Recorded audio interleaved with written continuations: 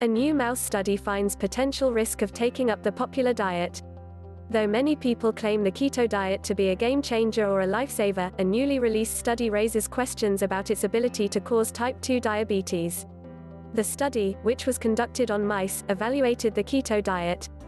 The keto diet is a low-carb, high-fat diet plan that causes the body to burn fat instead of carbohydrates, a process known as ketosis. This is said to help with weight loss. The Journal of Physiology published the research, which said following the diet in its early phases could boost the risk for type 2 diabetes. The science behind Keto ETH Zurich along with the University Children's Hospital Zurich conducted the study. They fed mice ketogenic diets and high-fat diets and then tested their metabolisms and sugar responses. They found that keto diets don't allow the body to properly use insulin, so blood sugar isn't properly controlled. That leads to insulin resistance, which can raise the risk for type 2 diabetes. The researchers say they didn't evaluate if the diet causes obesity after long-term use. They called for additional research to better understand how keto diets affect the body. Researchers want to look at the mechanism behind the effects. Although ketogenic diets are known to be healthy, our findings indicate that there may be an increased risk of insulin resistance with this type of diet that may lead to type 2 diabetes, said Christian Wolfram, PhD, a professor at ETH Zurich and co-author of the research. Gerald Grandel, PhD, co-author of the study and professor at the German Research Center for Environmental Health, said that insulin resistance and the keto diet have been studied before. Studies on mice report different things, mostly improved or maintained insulin in muscle but impaired glucose tolerance systematically or in the liver alone.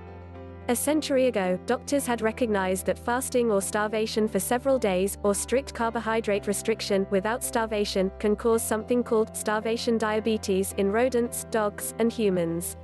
Now Grandel thinks that's similar to the findings in his paper. No one will get type 2 diabetes while on keto, simply because the carb intake is not high enough to develop any form of hyperglycemia, he said. What happens is the liver becomes insulin resistant, which he thinks is reversible when the person switches back to a high-carb, low, or medium-fat diet. But adding carbs to a diet high in fats is definitely a bad idea, he said. Co-founder and chief medical officer at Virta, a program that claims to reverse type 2 diabetes by drawing on ketosis, said there are no human studies that indicate a well-formulated keto diet causes type 2 diabetes. To the contrary, based upon many biomarkers that predict the incidence of type 2 diabetes, nutritional ketosis benefits all of them, he told Healthline. There's a lot of research that's suggested using carbohydrate restriction can help the disease, he added. Finney said that people struggle to follow a ketogenic diet if they have type 2 diabetes because they don't find it sustainable. Following a ketogenic nutrition plan can be difficult, which can be due to confusion around what constitutes a well-formulated ketogenic diet. There is simply no one-size-fits-all solution, making individualization extremely important. Finney noted. Finney said research on mice is valuable, but not all conclusions in mice studies can be replicated in humans.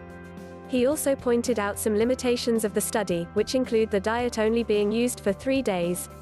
Additionally, the high-fat content of the diet was mostly from high amounts of vegetable shortening, which isn't recommended for humans because it's been shown to boost blood sugar and may harm the liver. Keto diet for people with existing diabetes. The study in mice is at odds with some previous research on the benefits of low-carb diets. Previous short-term studies have shown that low-carb diets, including the keto diet, can improve glucose control in people with type 2 diabetes and lower the amount of medications they need, noted Dr. Reshmi Srinath, director of the Weight and Metabolism Management Program at the Icahn School of Medicine at Mount Sinai in New York.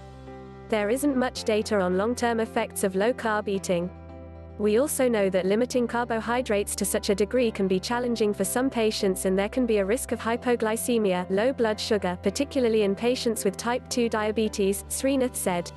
She said that short-term use of low-carb diets in people with diabetes has to be closely monitored by doctors. She recommends carbohydrate moderation, and provides instruction on how people can count and manage carb intake along with the addition of physical activity. But can keto cause diabetes? Srinath said it's too soon to establish a correlation between the keto diet causing type 2 diabetes. More research is needed. Stephanie McKercher, a Colorado-based registered dietitian and recipe developer at Grateful Grazer, agreed. It's impossible to know whether the same results would occur in humans.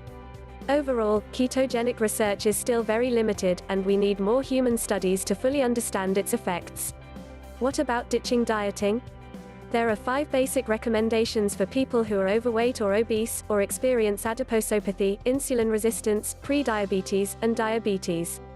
They focus on what to eat instead of what not to eat, according to Dr. J. Michael Gonzalez Campoy, Medical Director and CEO of the Minnesota Center for Obesity, Metabolism, and Endocrinology, who worked on healthy eating guidelines with the American Association of Clinical Endocrinologists, the American College of Endocrinology, and the Obesity Society.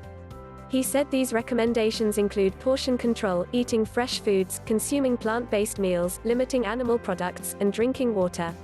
The human body needs protein, carbohydrate, and fat. Digestion reduces these to circulating amino acids, glucose, and lipids, respectively, he explained. Depriving the body of any of the 3 macronutrients is not sustainable by most humans, and it forces the body to change its metabolic pathways to make up for the deficit.